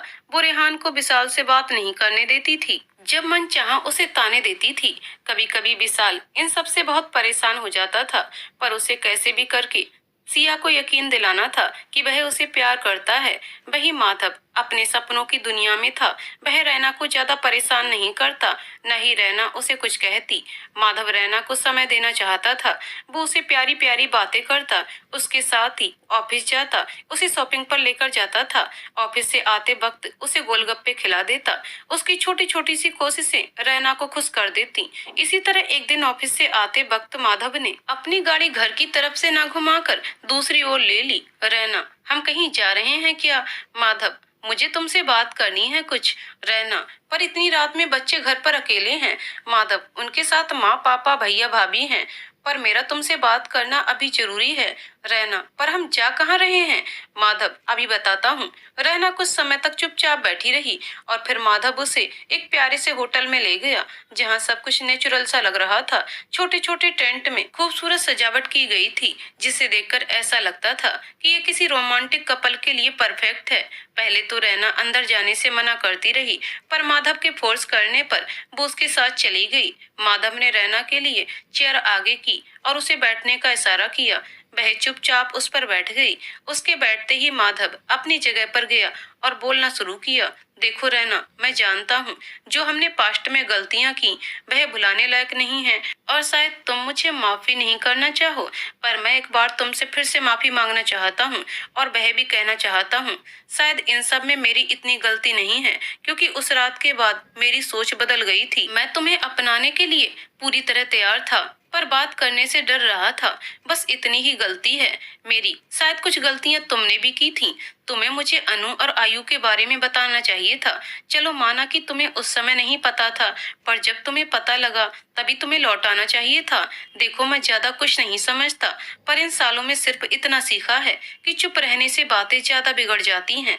मैं सिर्फ तुमसे हमारे इस रिश्ते को एक नया मोड़ देने की बात कर रहा हूँ। मैं चाहता हूँ कि अनु और आयु अपने माँ पापा को एक साथ देखे, खुश देखे। इन सालों में उन बच्चों ने जो भी कुछ खोया है वह उन्हें मिले, और शायद जो तुमने और मैंने भी खोया है वह हमें मिले। बीते कुछ दिनों में तुम हमारे साथ रही, पर तुमने कभी भी मुझसे अपनी नाराजगी नहीं बताई, न गुस्सा दिखाया, न ही प्यार। तुम्हारी इतनी उदासीनता देखकर कभी कभी मुझे लगता है कि शायद तुम मुझसे प्यार नहीं करती हो, या कभी करती ही नहीं होगी। पर मैं आज तुम्हें सिर्फ इतना कहने के लिए यहाँ लाया हूँ कि आई लव यू। उसकी इतनी इमोशनल बातें सुनकर रैना रोने लगी। वह माधव से प्यार करती थी, पर उसे डर था कि कहीं उसकी झूठी उम्मीद उसे फिर से अंधेरे में ना ले जाए, और वो अनु और आयु के साथ खुश रहना चाहती थी। पर अब जैसे ही माधव ने अपने प्यार का इजहार किया, वह अपना इरादा बदल चुकी थी। माधव अपनी बात करके जैसे ही गाड़ी की तरफ जाने को हुआ, उसे रैना ने पीछे से पकड़कर गले से लगा लिया। रैना की यह हरकत देखकर माधव के चेहरे पर मुस्कान आ गई और उसने तुरंत ही रैना को और कस के गले से लगा लिया। वह दोनों काफी समय तक ऐसे ही खड़े रहे और शायद पूरी रात खड़े रहते, यदि माधव का फोन ना बजा होता। वहीं दूसरी तरफ विशाल ऑफिस से आया। वह आज पूरी तरह से थक गया था। पिछले कुछ दिनों से वह बहुत ज्यादा परेशान था, क्योंकि सिया उसे तरह तरह से परेशान भी करती थी और रेहान से उसे बात भी नहीं करने देती थी। साथ ही कभी उसका नाश्ता नहीं हो पाता तो कभी लंच या डिनर। शारीरिक रूप से भी काफी कमजोर हो चुका था। रात में सिया अक्सर उसके रूम का इलेक्ट्रिक स्विच निकाल कर सो जाती थी और कहीं छुपा देती थी। इस वजह से विशाल की नींद भी कभी कभी पूरी नहीं हो पाती थी। वह सिया को कुछ नहीं कहना चाहता था, क्योंकि उसने खुद ही उसे सजा देने के लिए हाँ कहा था और वह उसकी हर सजा को चुपचाप सहन कर रहा था। विशाल, माबू, आज मेरे एक क्लाइंट के साथ मीटिंग है, तो मैं रात को लेट ही आऊंगा। और मेरी गाड़ी ठीक होकर आ गई है क्या? मिसेस शाह, हाँ बेटा, गाड़ी आ गई है, पर तुमने कुछ खाया नहीं? विशाल, नहीं माँ, भूख नहीं है, और वैसे भी क्लाइंट के साथ कुछ ना कुछ खा ही लूंगा। आप चिंता न करें, हो सकता है रात में लेट हो जाऊं या वहीं रुक जाऊं। किचन में खड़ी सिया विशाल को अपनी माँ से बातें करते हुए सुन रही थी। सिया, अच्छा, तो जनाब क्लाइंट के साथ बाहर जा रहे हैं, वो भी तो देखूं कि कैसे जाते हैं। आज अगर मैंने ये मीटिंग खराब ना की तो मेरा नाम भी सिया नहीं। अपने मन में किसी खुरापाती आइडिया को सोचकर सिया विशाल की गाड़ी की ओर उसने सोचा कि आज क्यों ना आज विशाल की गाड़ी का बैटरी का तार निकाल दिया जाए, जिससे गाड़ी चलेगी नहीं और विशाल लेट हो जाएगा। इससे क्लाइंट गुस्सा होंगे और ये मीटिंग फ्लॉप हो जाएगी। इससे क्लाइंट गुस्सा होंगे और ये मीटिंग फ्लॉप हो जाएगी। खुशी खुशी में सिया ने बैटरी की जगह विशाल की गाड़ी के ब्रेक का वायर कट कर दिया था, पर ये बात उसे पता नहीं चली। विशाल थोड़ी देर में तैयार होकर नीचे आया और अपनी गाड़ी लेकर चला गया। वहीं सिया बेफिक्र होकर अपने रूम में जाकर सो गई। उसे लगा कि शायद विशाल माधव की गाड़ी में चला गया होगा। विशाल की गाड़ी थोड़ी दूर पर चली, फिर अचानक गाड़ी की स्पीड विशाल के कंट्रोल से बाहर होती गई।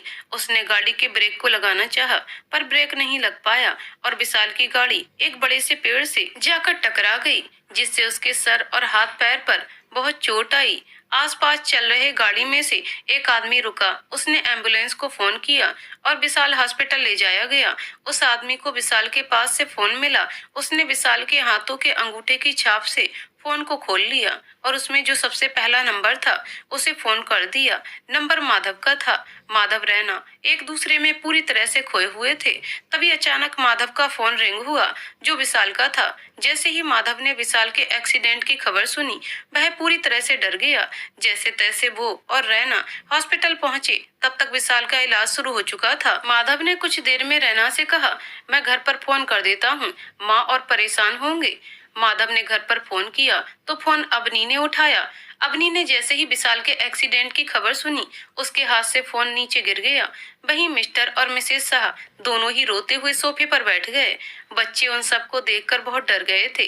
विकास उन सबको संभाल रहा था। घर में बहुत शोर हो रहा था, जिसे सुनकर नींद में सोई सिया उठ गई। वह नीचे हॉल में आई और जैसे ही उसने विशाल के एक्सीडेंट की खबर सुनी, उसकी आंखों से आंसू बहने लगे। वहीं सीढ़ियों पर बैठ गई। उसे कुछ समझ नहीं आ रहा था कि वह क्या करे। वह भागकर विकास के पास गई और कहा, भैया मुझे हॉस्पिटल जाना है, अभी के अभी, विशाल के पास।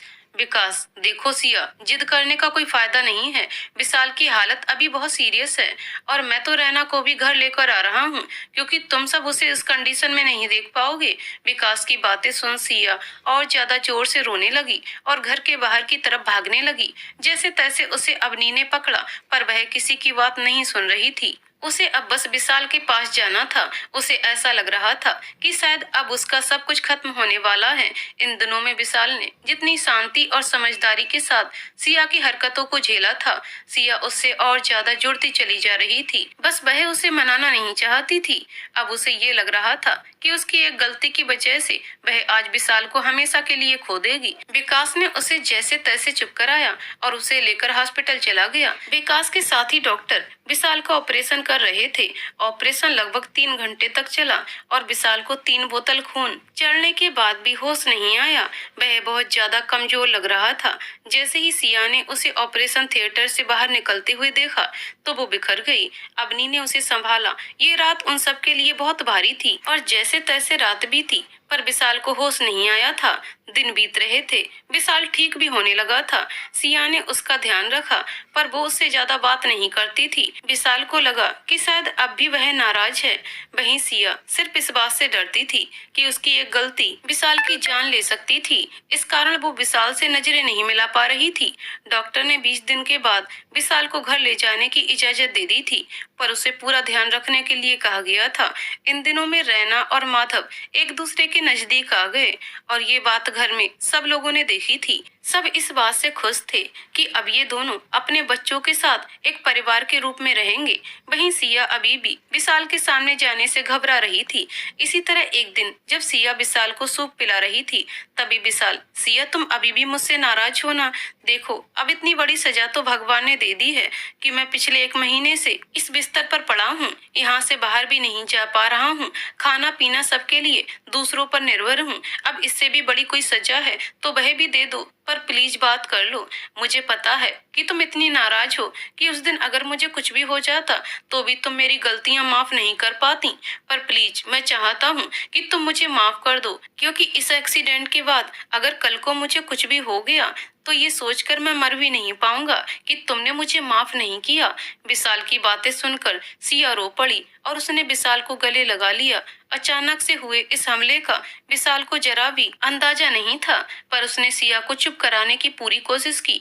पर सिया की इस महीने की घबराहट आज पूरी तरह से बाहर निकलने वाली थी। उसने विशाल को और कसकर गले लगा लिया और जोर जोर से रोने लगी। उसकी आवाज रूम से बाहर जाने लगी, जिसे सुनकर सभी घर वाले विशाल के रूम की तरफ गए और जैसे ही मिस्टर साहा ने सिया को रोते हुए देखा तो उन्होंने विशाल को गलत समझ लिया। मिस्टर साहा, विशाल, सर पर चोट लगने के बाद भी तुम्हारी अक्ल ठिकाने नहीं आई ना? फिर से रुला दिया इस बच्ची को। तुम्हें तो ना मैं इस घर में अब रहने ही नहीं दूंगा। चलो, जैसी भी हालत में हो निकलो यहाँ से अभी के अभी। विशाल, पर पापा, मिस्टर साहा, परवर कुछ नहीं, निकलो यहाँ से। तुम्हारी दवाइयों का खर्चा मैं दे दूंगा। कोई कमरा लो और रहो, पर इस घर में मत रहना। विकास और माधव, इसका सामान पैक करो और छोड़ो इसे तुम्हारे मामा के घर। अब से हमेशा के लिए वहीं रहेगा।